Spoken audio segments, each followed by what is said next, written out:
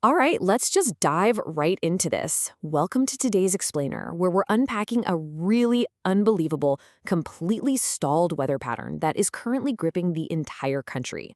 Seriously, if you felt like the weather's been stuck on repeat lately, you're not imagining it. We're looking at a historic, deeply entrenched atmospheric traffic jam this August 2026, and the impacts, they are severe from coast to coast. So here's our roadmap for today. We'll start with this nation of extremes, then cover the relentless storms and floods, shift over to the unyielding heat dome, look at the Western wildfire crisis, and finally discuss why there's really no relief in sight. Okay, part one, a nation of extremes and this stalled weather pattern. We're dealing with a stark, totally unprecedented dynamic here. You've got relentless moisture and flooding risk on one side of the country, set directly against historic heat and parched earth on the exact opposite side. It's like we have two entirely different seasons happening at the exact same time, basically separated by a line drawn right down the middle of the continent. That brings us to part two, relentless storms and floods in the saturation zone. For those of you who caught a brief one-day break in the tri-state area on Tuesday, well, that window is officially closed. The humidity is rebuilding and the heat's climbing right back into the upper 80s for the weekend. But it's not just the Northeast, right? Down the seaboard, the Carolina coast is facing a slight risk of excessive rainfall.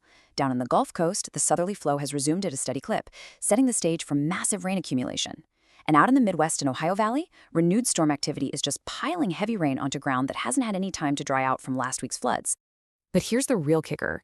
Even when the severe storms pause for a second, the suppressive, suffocating heat just steps right in to take its place. Just look at South Florida. They're locked into a daily 70% chance of midday thunderstorms, while the heat index is approaching 110 degrees during those peak afternoon hours.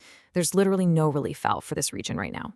And the precipitation model's absolutely staggering. The Mid-Atlantic is bracing for up to 2 inches of additional rainfall, sure, but the Gulf Coast is looking at 5 inches or more over the next 5 days. This matters immensely because soil moisture levels are already super elevated after a really wet July.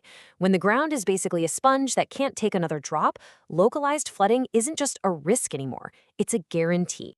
Let's pivot to part three, the unyielding heat dome expanding across the West. Just take a look at these triple-digit readings spanning all the way from Texas over to California. Dallas is seeing 102 degrees with heat indices pushing 108. Las Vegas, they're logging their hottest stretch of the entire year, consistently holding above 110 degrees. And Death Valley, holding onto its reputation as one of the hottest places on Earth, is forecasting near 120 degrees. Wild. And what you really need to take away from this is that this isn't just an isolated event for the Deep South or the desert. We've got roughly 45 million people across the West under active heat alerts right now.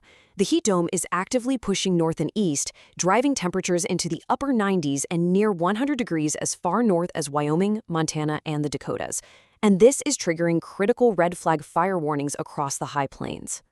Actually, this quote directly from the National Weather Service in Las Vegas captures perfectly why this specific heat wave is so dangerous. It says overnight lows remain anchored in the mid to upper 80s to near 95 degrees in some valley locations, providing almost no physiological recovery window. Because, it's not just about the daytime highs. When the sun goes down and it is still 95 degrees outside, your body loses its ability to naturally cool off and recover. That's a serious recipe for heat-related illness. Which leads us straight into part four. The catastrophic Western wildfire crisis. The conditions here are a compounding recipe for disaster. Step 1, the extreme persisting heat just bakes the landscape. Step 2, gusty afternoon winds sweep in to drive rapid spread. And step 3, and this is so vital to understand, the fuel on the ground in the central and southern Sierra Nevada foothills is approaching the driest state ever recorded for this time of year. In fact, CAL FIRE has already suspended all residential burn permits statewide. Over 700. That is the staggering, honestly heartbreaking number of structures that have already been destroyed by the Spokane complex fires in Washington state. The human toll here is immense, and it's moving fast. The Spokane complex has burned over 8,000 acres. At the absolute height of the emergency, 65,000 residents were placed under evacuation orders. They even had to evacuate the Mangrandstaff VA Medical Center. Governor Bob Ferguson has declared a state of emergency, activating the National Guard and calling in FEMA just to try and deal with a fire that is proving incredibly difficult to stop. And we're seeing really missed progress on the front lines. While crews have done an incredible job wrangling the Akawa Butte fire in Oregon, bringing it to 85% containment, and the shingle fire has improved to 33%, that devastating Spokane complex we were just talking about, it remains entirely 0% contained. No containment at all. Up in Oregon, the sheer acreage of these mega fires is almost difficult to wrap your head around. The Roe Creek complex sits at roughly 324,000 acres, but the Big Grass Fire alone has swallowed over 342,000 acres and is only 25% contained, making it the state's single largest fire right now. Finally, Part 5. No relief in sight as the stalled pattern holds. The stark reality, based on the Climate Prediction Center's extended outlook, is that forecasters see basically zero relief in sight. This atmospheric traffic jam is firmly locked into place.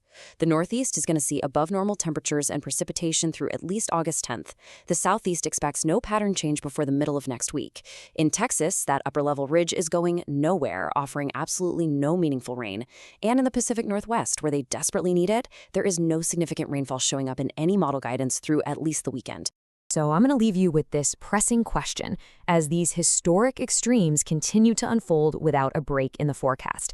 We have an East Coast soaking in unending storms and a West Coast baking under record-breaking expanding heat domes with wildfire fuel at historic dryness.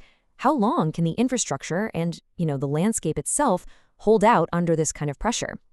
Thanks for joining me to unpack this on today's Explainer. Stay safe out there, and I'll catch you on the next one.